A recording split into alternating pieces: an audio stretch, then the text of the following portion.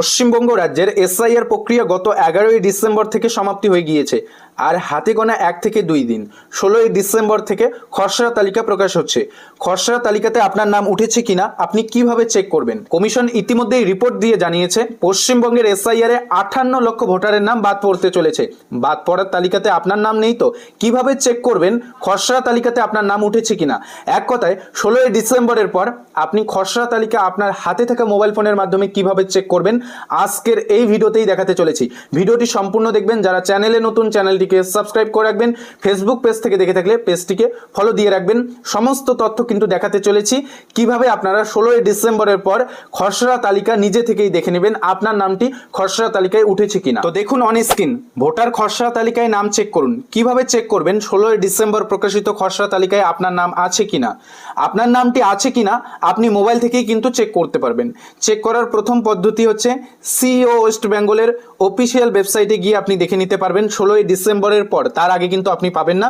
16ই ডিসেম্বরের পর CEO West বেঙ্গলের অফিসিয়াল ওয়েব পোর্টালে ভিজিট করে আপনারা খসড়া তালিকা দেখে নিতে পারবেন।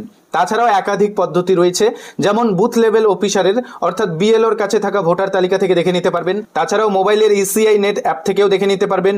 voter.eci.gov.in এর অফিসিয়াল ওয়েব পোর্টালে গিয়েও আপনারা খসড়া তালিকাটি দেখে নিতে পারবেন। তো বুঝতেই পারছেন 16ই ডিসেম্বর এসআইআর এর খসড়া তালিকা প্রকাশ হওয়ার পর আপনারা খুব সহজেই মোবাইলের মাধ্যমে এসআইআর এর খসড়া তালিকায় নাম দেখতে পারবেন। কিভাবে দেখবেন?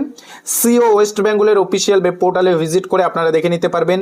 তাছাড়াও ইসিআই নেট অফিসিয়াল অ্যাপ যে রয়েছে সেই অ্যাপ্লিকেশন থেকেও আপনারা দেখে নিতে পারবেন। একাধিক কিন্তু প্রসেস রয়েছে। যখনই লিস্ট প্রকাশিত হবে আপনাদের ভিডিওতে আপডেট জানাবো। আপাতত এটাই আপডেট জানানোর ছিল যে খসড়া তালিকা যে প্রকাশ করা হবে সেই তালিকা আপনারা নিজে থেকেই দেখতে পারবেন। চিন্তিত হওয়ার কোনো বিষয় নেই। আপনারা চাইলে আপনার হাতে থাকা মোবাইল ফোনটি ব্যবহার করে এসআইআর এর খসড়া লিস্ট দেখতে পারবেন। যদিও ইতিমধ্যেই কমিশনের তরফে রিপোর্ট দিয়ে জানানো হয়েছে পশ্চিমবঙ্গের এসআইআর এ 58 লক্ষ ভোটারের নাম বাদ পড়তে চলেছে। 58 লক্ষের মধ্যে মৃত, স্থানান্তরিত, আবার অনেক ভোটারের খোঁজ পাওয়া যায়নি, এই ভোটারদের তালিকাভুক্ত করা হয়েছে। তাছাড়াও ইতিমধ্যেই আপডেট দিয়ে জানানো হয়েছে 1,86,00,000 ভোটারকে শুনানিতে ডেকে পাঠাচ্ছে কমিশন। কাদের শুনানি বা হিয়ারিংয়ে ডাকা হবে?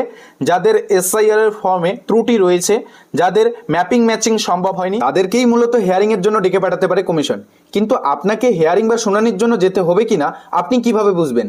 কাদের কাদের শুনানিতে যেতে হবে এবং তারা কিভাবে বুঝবেন? তো দেখুন ইতিমধ্যেই কমিশন জানিয়ে দিয়েছে যাদের হিয়ারিং বা শুনানিতে যেতে হবে তাদের প্রত্যেকের বাড়িতে বিএলও একটি নোটিশ দিয়ে আসবে। তারপরেই তাদের কিন্তু শুনানিতে যেতে হবে নির্ধারিত দিনে। কমিশনের তরফে জানানো হবে যে কোথায় আপনাকে যেতে হবে এবং কোন কোন তথ্য নিয়ে যেতে হবে আপনাকে নোটিশে উল্লেখ করে দেওয়া হবে। কমিশনের নির্ধারিত করে দেওয়া 11টি ডকুমেন্টের মধ্যে যে কোনো একটি নথি আপনাকে সঙ্গে রাখতেই হবে যখন আপনাকে শুনানির জন্য ডাকা হবে।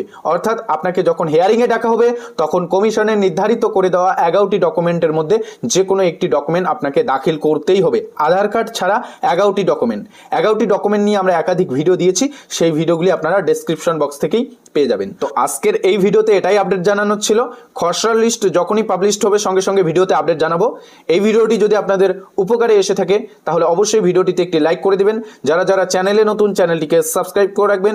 ফেসবুক পেজ থেকে ভিডিওটি দেখে থাকলে পেজটিকে ফলো দিয়ে রাখবেন পরবর্তী নিত্য নতুন খবরগুলো যাতে আপনার কাছে সবার আগে পৌঁছে যায়।